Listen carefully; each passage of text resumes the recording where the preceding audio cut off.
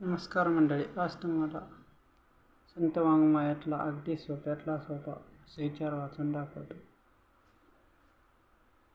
संत महात्मे म्हणतात की आत्ताच्या आधुनिक काळामध्ये आपण कसे वागलात आणि कशा पद्धतीने वागतात यावरच चिंतन आहे. आजच्या कॅम्प्युटर युगामध्ये अनेक गोष्टी ह्या अलग अलग प्रकारच्या झालेल्या आहे.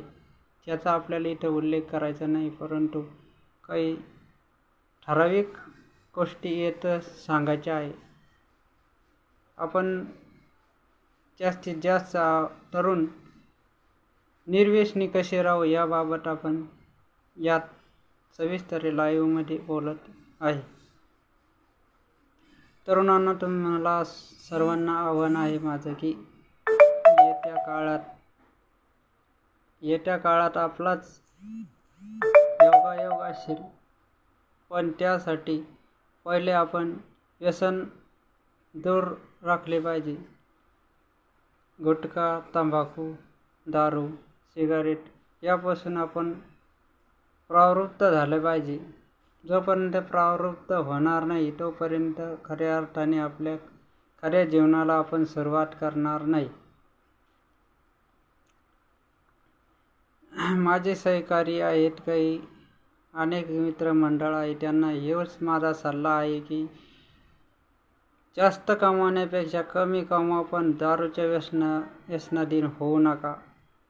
जोपर्यंत तुम्ही दारूचं व्यसन दूर करणार नाही तोपर्यंत खरा परमार्थ अर्थात खरा आनंद तुम्हाला मिळणार नाही. भगवान श्रीकृष्ण म्हणतात की अग्नी जसा शरीराला जाळतो तसा आत्म्याला तो जाळू शकत नाही. आत्मा आणि परमात्मा यातील फरक काय? उदाहरण द्यायचं ठरलं तर घोड्याच्या मालकाला ज्यावेळेस घोडा हाकलायचा असतो तो एवढा बेजार करत असतो की ऐकत नसतो, परंतु घोड्याचा मालक कंट्रोल करतो. ज्यावेळेस स्थिर होतो त्याच घोड्यावर तो स्वार होऊन विचरण करायला लागतो, अर्थात घोडा पळायला लागतो आणि घोड्यावर बसून तो अनेक युद्ध लढाया जिंकू शकतो. ही झाली जुन्या काळातली गोष्ट. नवीन काळात आपला घोडा जीवनाचा दौडायचा असेल तर आपण व्यसनाधीन न होता व्यसन मुक्त व्हायला हवे. व्यसनमुक्त होण्यासाठी संत विचाराची आज काळाची गरज आहे. संत चोखोबा महाराज म्हणतात, काय भुरलाशी वरल्या रंगा, उज नाही डोंगा. ऊस काळा असला तरी आतील त्याचा गोडवा हा फार मधुर आहे.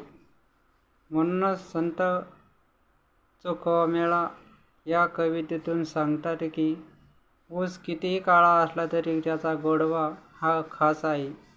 त्यांना असे सांगायचे आहे ह्या काव्यरचनामधून की शरीर हे कितीही तुम्हाला विचित्र दिसत असेल किंवा खराब वाटत असेल, पण त्यातील आत्मा हा महत्त्वाचा दुवा आहे, हे लक्षात ठेवले पाहिजे.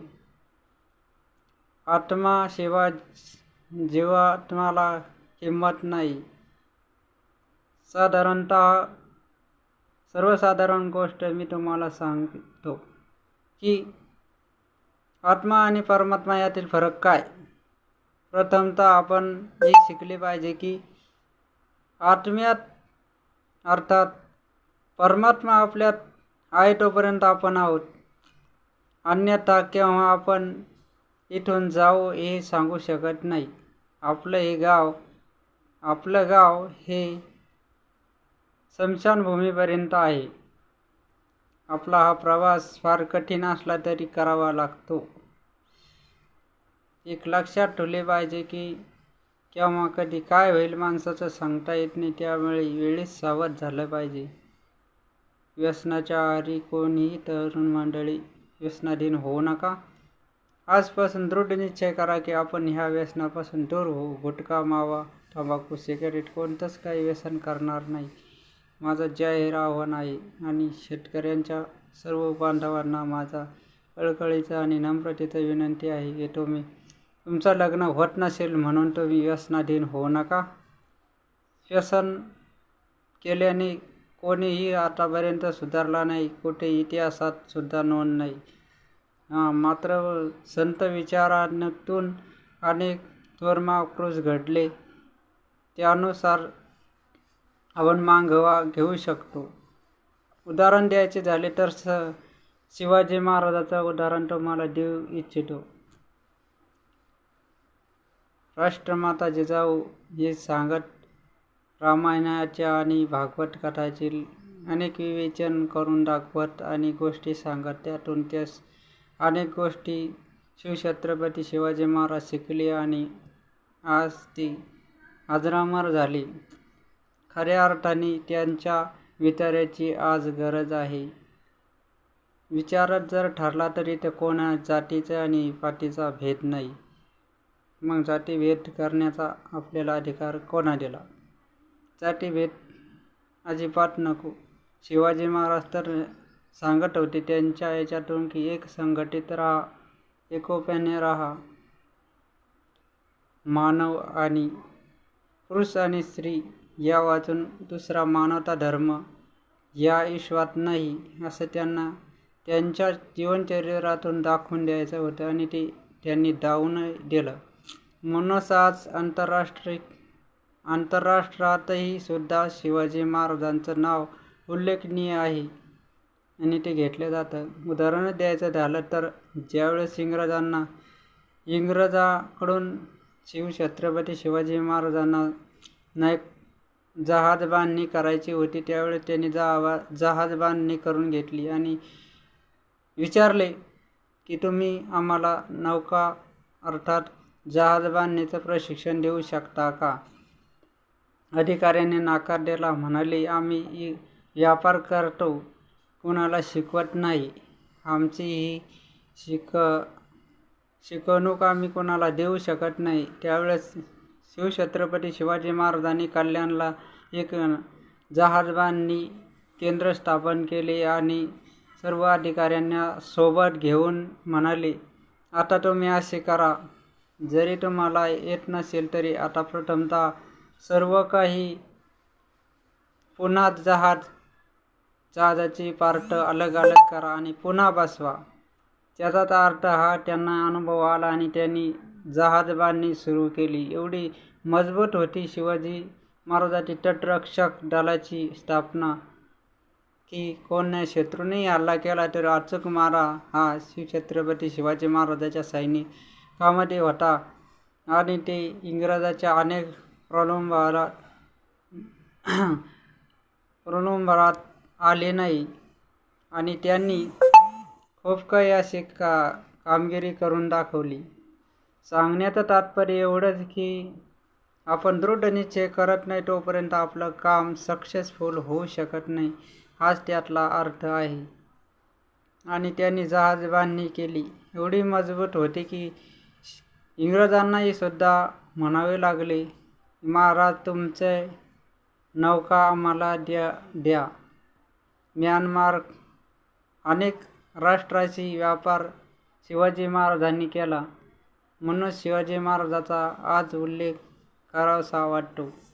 हा व्हिडिओ फार मोठा होत आहे, त्यामुळे येथेच थांबतो आणि तुमची रजा घेतो. शिवाजी महाराज की जय. जय जिजाऊ. भारत माता की जय. वंदे मातरम. जय हिंद, जय भारत. जय जवान, जय किसान. भेटूया पुढील लाईव्हमध्ये. तोपर्यंत तुम्हा सर्वांना नमस्कार. चॅनल सर्च करण्यासाठी अडचण येत असेल, प्रथमतः तुम्ही स्मॉल लिपीमध्ये स्पेलिंग टाकावी. ती कशी? SHRIRAMCHEKE आणि पुढे कोड लिहावा. 4589 हा कोड लिहावा. स्पेलिंग टाकून स्मॉल लिपीमध्ये कोड पुढे लिहावा. चॅनल सर्च होईल आणि चॅनलचा तुम्ही चांगल्या प्रकारे आनंद घेसाल आणि मार्गदर्शनही चांगल्या प्रकारे तुम्हाला मिळेल. मराठीत ट्रान्सलेशन करून सुद्धा तुम्हाला माहिती देण्यात येईल. हिंदीतील असेल माहिती ती मराठीत देण्यात येईल. त्यासाठी मी आटोकाट प्रयत्न करीत आहोत. तुम्ही मला फक्त सपोर्ट द्या. सत्काराची काय आवश्यकता आहे? तुमच्या मनात सत्काराची आवश्यकता भासत असेल तर जरूर करा.